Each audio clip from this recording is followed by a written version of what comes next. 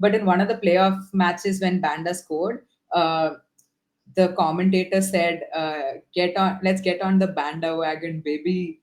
And I was like, I was like, Bandawagon, that might just be the coolest thing one could say about a player. And I'll tell you what, Ash, I am fully on that bandwagon. Like I am fully, Yeah. like I am Yeah, driving that bandwagon, baby. yeah.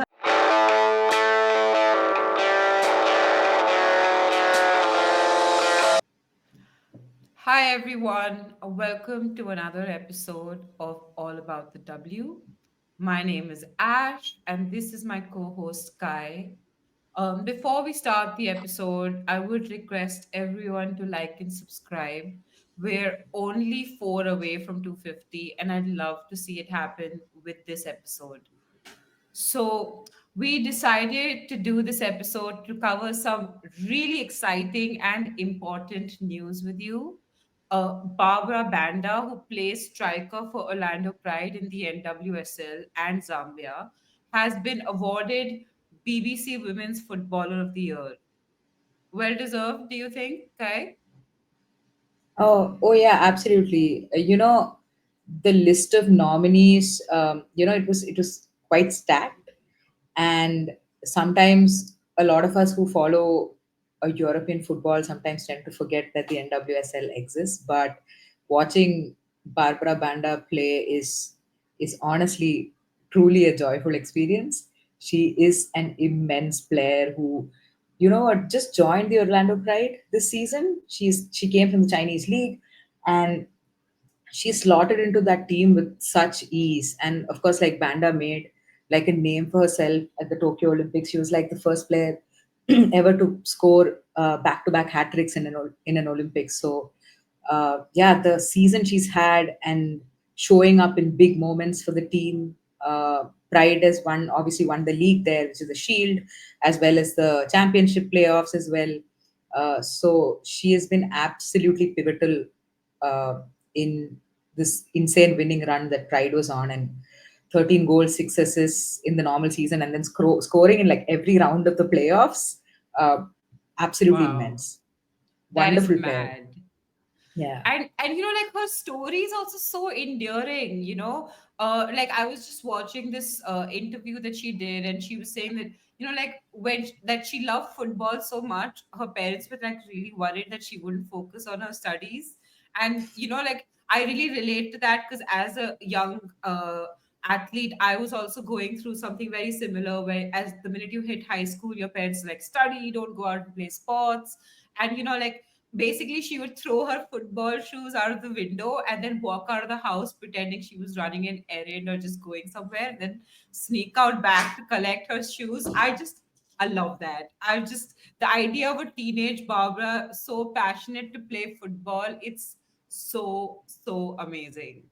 I mean, Yeah. I can't even it's very endearing, and um like obviously I don't watch a lot of international football, but you do, like you keep up with the most of it, so you are technically our international expert.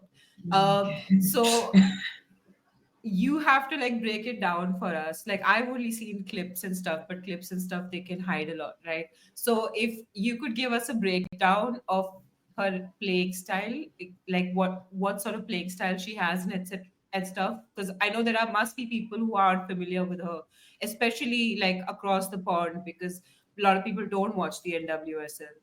Yeah, yeah. No, listen, I wouldn't claim to be an expert because NWSL games happen at like 5 a.m. here in India.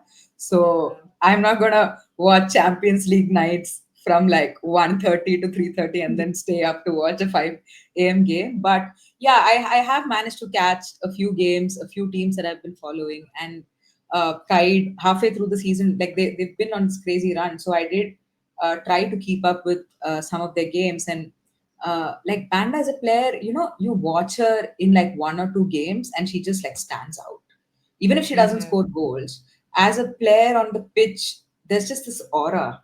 You know, you know this person is a menace. You know this person is going to cause problems for the opposition. She's just one of those players, like somebody who just catches your eye very easily.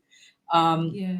And it was, to be fair, like it was also a big signing, along with I think Rachel Mm. Kurmananji and Themba The Chavinga. These were second like, most, the second most expensive signing, if I'm not wrong, right? yeah, yeah, exactly. So, I mean, there was, she did, it was a bit flashy, not even flashy, I think it's just NWSL investing smartly and looking more widely uh, Yeah. for, like from different parts of the world to bring players in. So, in terms of the way she plays, honestly, like watching her play, I genuinely feel like she is a complete striker. Yeah. And I'll tell you why. Like her hold up play is really good, and the some of the skill sets that she has, I feel like it's very suited for a league like the NWSL, because games can be very transitional. Like it's just like end to end to end to end. Like, it's almost like watching tennis. Sometimes, Yeah. but Or basketball. or basketball exactly, and it's like it's she's really fast. Let's not kid Yeah. ourselves. She is very fast. She can run past like three defenders and just like they'll be fully chasing shadows. That's there. But her touches when she's dribbling the ball is absolutely insane. And it's so weird. There's this one match, I don't quite remember. I think it might have been against the Current, like Kansas City Current. And you know, when players dribble in like tight spaces, right? You see them moving a little slower. Like it's more considered. The movement is a little more Yeah. considered. The technique is such that there's a bit of trickery. The movement is just like slightly slower. With Banda, she just flies with the ball even in tight spaces. It's like defenders have Yeah. lost her. Like I'm talking laterally, like not upwards the pitch, but Yeah. like laterally. Um, and like defenders just like lose her before they can even blink. Like it's absolutely mad. And like one of So my favorite things, what type huh? of goals does she like generally score? Like, Oh, so she scores like her 1v1 with goalkeepers. I will come to that because that's like a bit of a what do I say? It's something that always catches my eye because our big striker samkerr cannot score 1v1 goals. So any striker who can do it, I have great admiration. But this is not about Sam. Uh, yeah, yeah, she make everything scores. about Chelsea. Hey, I just said it's not about us. No, she scores like proper poacher's goals, right? Her headers are absolutely textbook. Like, she scored a lot from set pieces. She scored a lot from crosses. Like a bulk of her goals comes from headers, and she says it herself that most of like, scoring headed goals is like one of her strengths. Hmm. But like the way she scores the header, it's never aimed one side or the other of the keeper. It's always aimed to the ground. It's just impossible to goalkeep against. And sometimes when you get like a looping cross or like a ball into the box, it's really like players find it very difficult to get any power behind it, right? Not a Yeah. problem for Banda, because Banda, I don't know where she generates the power from. It's absolutely insane. Her headed goals give me life, Ash. Like they're so good. Uh, and it's not just like scoring goals, right? She's obviously had 6 assists, and Pride usually play 4-4-2. So she Yeah. forms that front two along with Ali Watt, right? And the link up between the two of them is also quite tremendous. So you sometimes see Banda just like dropping deep into the midfield to pick up the ball and provide. She drifts out wide to put in a cross. But sometimes, and I think this is where, like, I feel like, as somebody who's watching the game, you would feel it feels very ominous when Banda is just like hanging between two center backs, or the center back and the full back. She's just like there, just and a ball comes in and she is just off. And seriously, for somebody who has that pace, like football is never just about pace, right? You need to have the technique to back it up. So her touches when Yeah. she's dribbling the ball, when she's carrying the ball, as well as like her ability, the composure with which she finishes 1v1 chances, like all the time she's just like, oh, the goalkeeper is going to make herself big, I do not care, I will go around her and I will score. uh Yeah. that's just how she is. It's Oh, such a fun player to watch, man. Like such a fun player to watch. I think, yeah, absolutely. Yeah, I mean, like her link up play, like you were saying, it is pretty amazing, I have to say. Even the little bit that I have seen, that really stands out to me. Yeah, And I feel like there are very few players who can do all the basics well. That they link up well, they have ball control, they have good hold up play, they have it's a defensive ability, yeah, they have the ability to score goals. So like when you like I think when you have someone like that, this sort of award is really well deserved. And I yeah, saw an interview where she says that someday the Ballon d'Or, and I'm just like, really, I really hope that it happens for her. yeah. Me too. Like talking about link up, I think like there's this one moment, there's this one goal that Pride scored. I think again, I think it was about against North Carolina Courage. Basically, Banda intercepts the ball right in Orlando's defensive third. She carries the ball. She's just like zooming past like three players, like they're all chasing shadows at this point, right? And she carries the ball into the final third, and there's this pass that she makes to Ali Watt. Oh, the weight of the pass was just, it was so good. That's like somebody like a striker with the technical ability to make that pass is just mad. Really, I genuinely think she is probably the most informed striker, maybe alongside Bunnyshaw, but I do see Banda as like a well-rounded striker in that sense. Yeah, Yeah. yeah. Yeah. Are there It's any it's so other fun. interesting facts? I'm just thinking, actually, there is sorry, it just made me laugh, and I was just it blew my mind.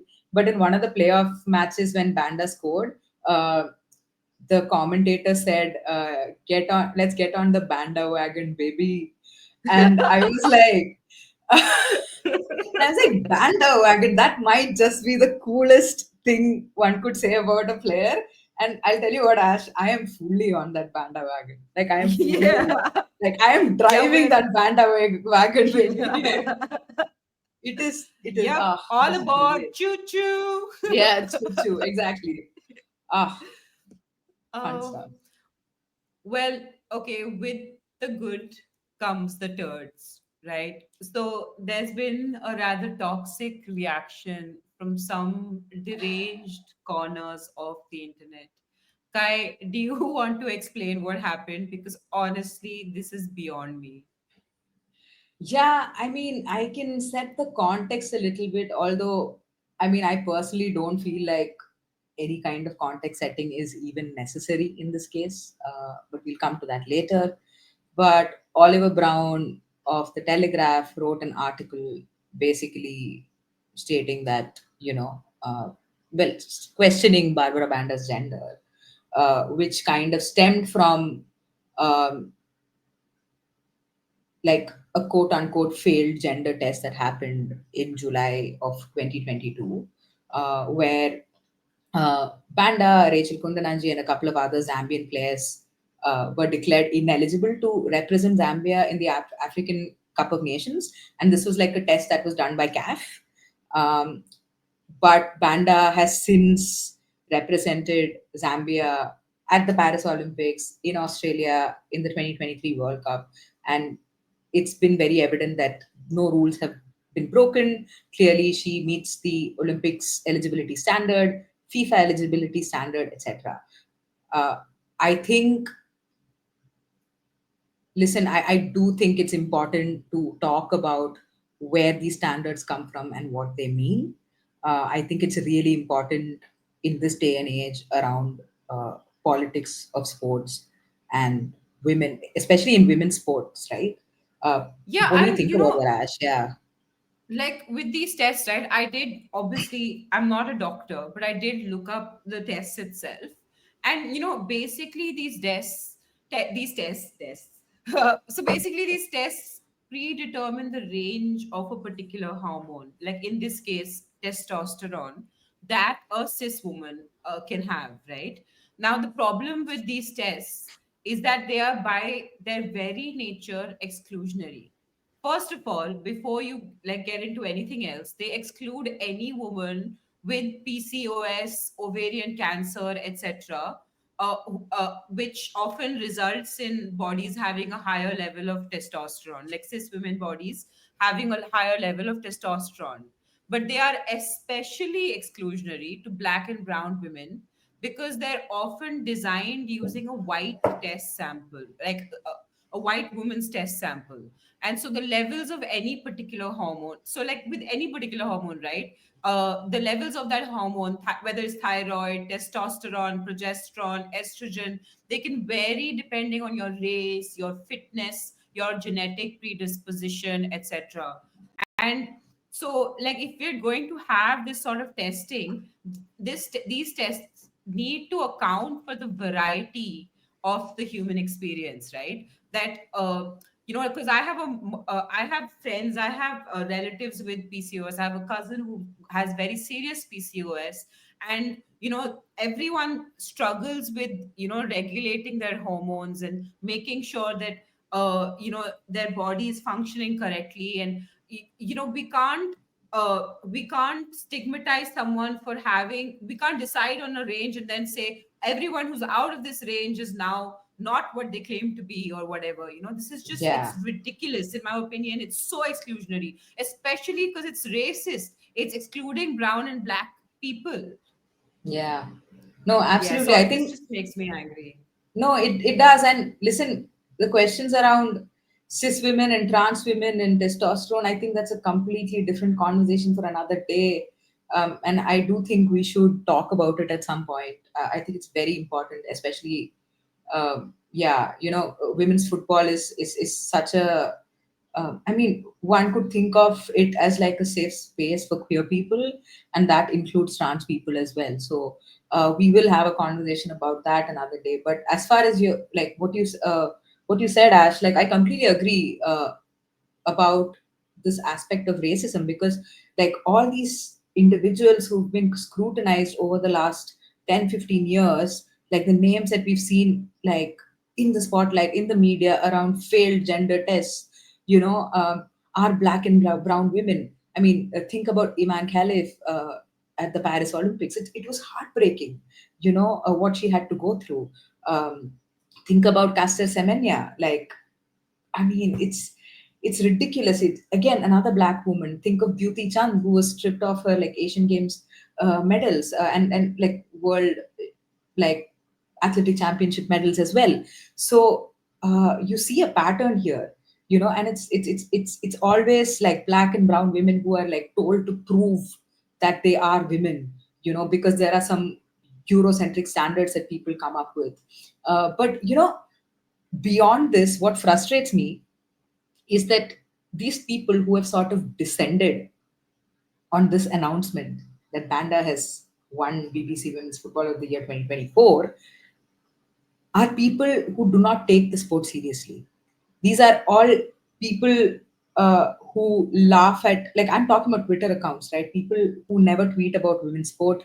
Like Oliver Brown, I don't know how much he writes about women's sport, but he is front and center. And in fact, Ash, like the way I found out about Banda winning is I was scrolling through my Twitter and I saw a tweet from Telegraph which said, um, something along the lines of player who failed gender test has been awarded BBC Women's Football of the Year 2024. And I was like, wait, who is this player?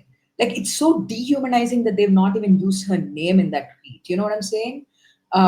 So all these people, these are people who are in positions of power. This is a powerful media house that is feeding this fuel of transphobia and racism. And these people do not demand investment in women's sport. They do not invest in women's sport. Um, they do not encourage marketing. And the most frustrating thing about all of this is that the Zambian women's national team have had their coach has been accused of sexual harassment and sexual assault by the players, but also by some FIFA contractor at the Paris Olympics. And where was Oliver Brown when this happened? Like, did he not think it was important to protect the Zambian women's national team?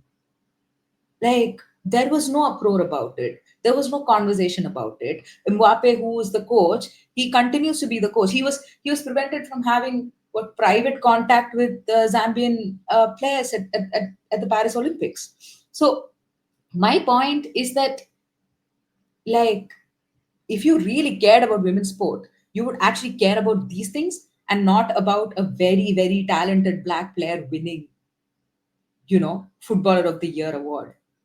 And um, when you look at it, at the heart of it, at the end of the day, it is very evident that at the heart of it is just misogyny, it is just racism, it is transphobia, and this desire that people have to just control women's bodies, especially women who do not look and match what their idea of being feminine is, who do not match these standards of femininity. And that is what is at the heart of this. Yeah, Crazy. absolutely. And like we all struggle with these standards of gender that people set, and it's really unfortunate because you know what? Like uh Banda has spent her whole life training for this, and on what should be the pinnacle of her success, where she's getting Footballer of the Year. That all of that time spent sneaking out of home, practicing football. Like training, traveling to China away from your home country, traveling to US away from your home country. Like this life is not easy, and it's so much training and so much hard work. And when you feel like you've finally been recognized by the world, it's a way to try and bring her down. But you know what, like, we don't want to spend too much time platforming that hate. The Yeah. reality is that Banda is a woman who plays in the NWSL, which is and she's one of the most informed strikers in the world, and such an exciting player to watch. And she's won this award, and like, it's really heartening to see her teammates, and Pride and the NWSL Players Association that have come out in support of Barbara. Like, there's this lovely tweet that the NWSL Players Association has put out, and it's just so heartwarming. And I'm glad that the BBC has also somewhat stuck to its guns. So, like, I hope that that continues, because I think that she deserves every bit of recognition she gets. So, from our side, on All About the W, I would like to congratulate Barbara Banda. So, congratulations, Barbara. We hope that there are many, many more awards in the future to come your way. And, hopefully, maybe we also see you in the WSL someday. Oh, yes. With Chelsea. Um, my God, Chelsea doesn't deserve every player. We'll see. But it would be great. Barbara, if you're looking to come to England, that would be Barbara, if you want amazing. to win the Champions League, come to Chelsea. Yeah. That's a Yeah. lie. It'll never happen. If you want to go win the Champions League, go anywhere but Go to Chelsea. Barcelona. Yes. Anyway, and with that, lovely episode celebrating the life of an amazing player. Yeah. We're signing off. We'll see you when the season starts again. Um, Oh, yeah. yeah, the season's going to start again. Yeah. Yeah. Right. Bye International break is bye. coming to an end. Yeah. Bye. Yeah, international break is coming to the end. I feel like I'm saying goodbye for 2 minutes. Yeah, exactly. Bye. I opened my eyes again and it's yeah, it's playing brighter. Anyway, Yeah. catch you guys soon. Bye. Bye.